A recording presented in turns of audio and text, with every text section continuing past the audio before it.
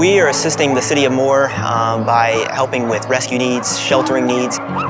There's been well over 100 animals that have come through the doors as a result of this tornado that have come through this emergency shelter.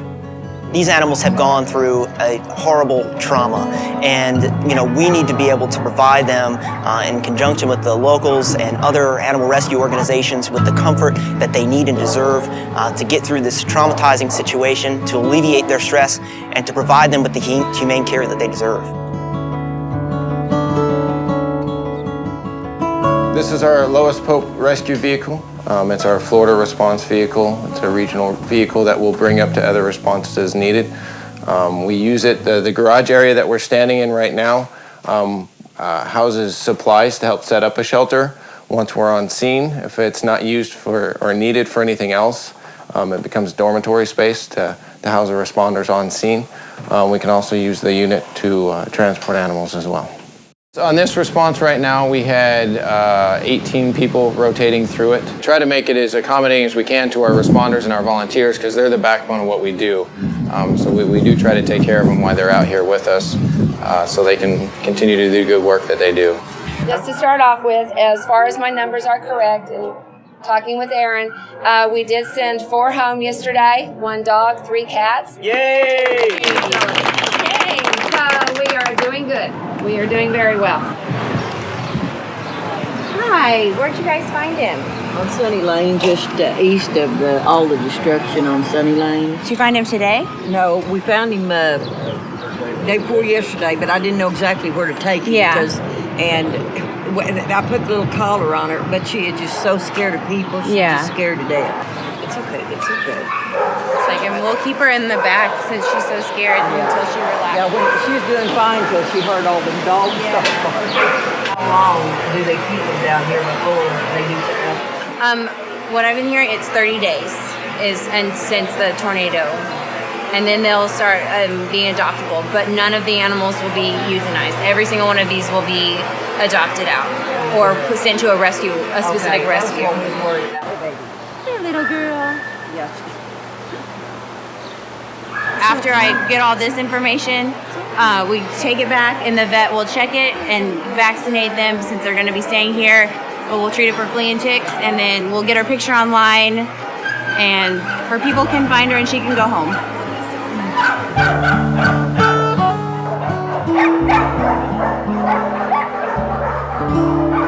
They've gotten into the routine, you can tell. I mean, the next row of dogs are conked out. They're pretty comfortable.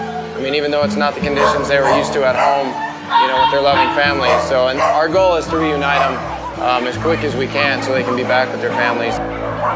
This is an effort through the Oklahoma Department of Ag to try to help with the reunification. They've gone around and taken pictures of the other 2 shelter sites. That way, when somebody comes in to look for their lost animal, if it's not on site here, we've got the pictures of the other shelters. So hopefully we can do a visual identification here and send them to the correct shelter to go find their animal.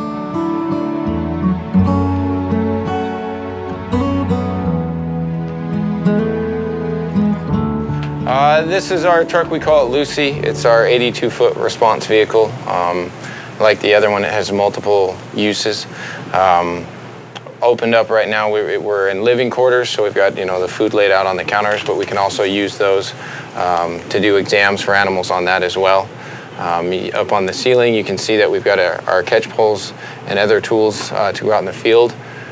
And then from there, we've got dedicated living space. So we've got the RV kitchen, bathrooms, a lounge that turns into bunk space. And then above us is where we store all our heavy gear for rescue. So we have boats are on here, the water gear that goes with them, dry suits, vests, technical gear for rope rescue, wildland fire, Nomex, all that stuff is on the truck. We try to bring all the tools that we would need to equip our responders once we're on scene in this unit.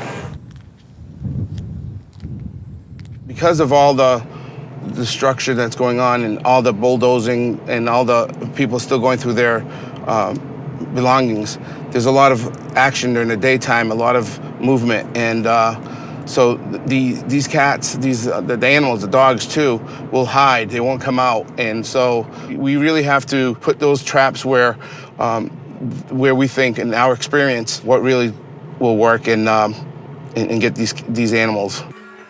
When we arrived, the gentleman was telling us how they had seen a cat take off and ran back into the house and ran out the back window. The house is now gone, so when you look around the property, you start looking, where can I set this trap? And where's this cat most likely to go to hide? In our experience at nighttime, where we're finding the cats are little piles like that right there, and they're getting underneath there, and you would never think that, hey, that's where a cat's gonna go. We gotta think like a cat. What would they be doing? And so we could be successful in this operation to get all these cats into shelter, into a good home. We have Miss Lily back, and we've got one more missing. We found one 5 days after the rubble, so we're just blessed to have the little family members back.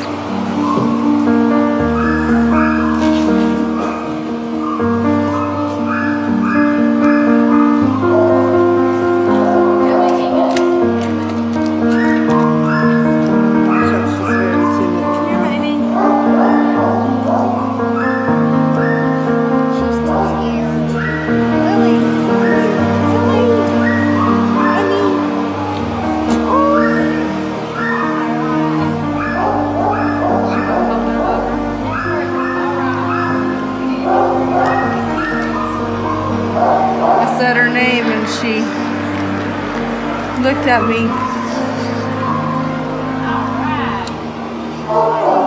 When an owner comes in and finds its animal, then we what we call at shopping, all the other supplies that we have organized around, we take them through. They get their pet food that they need for it, pet supplies, so whether it's a leash and a collar, cleaning supplies so they can help care for it, water bowls, food bowls, you name it, we've got it over there, so they can kind of start getting the supplies that they need for their animals to take them home. I'm just amazed. Thank you, you too. At all of them that had made it, and just even looking at our house afterwards, it's just surprises me that they did. They had God around them that day for sure. And the Humane Association is definitely a blessing. They're angels for these animals, really. It's a miracle.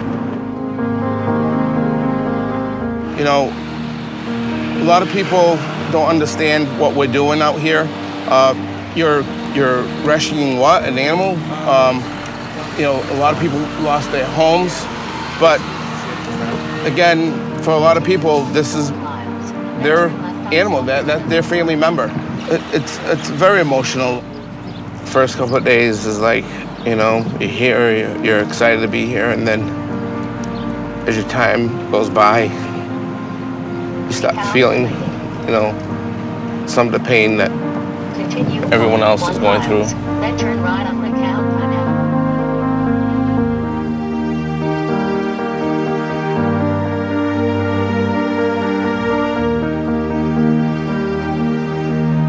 Then, you have, these great reunions. Looking for the black cat with a pink. We found him last night. Star? We have Star. Oh my goodness. We got Star. And those smiles just takes away all those tears. Russian blue-gray color and green eyes. Green eyes. You can put down there that we do have an owner, and cat's name is Gracie. Many of these folks have lost everything, absolutely everything. And when we're able to help reunite a pet that's a member of their family, and we're able to bring them together, that's what it's all about at the end of the day.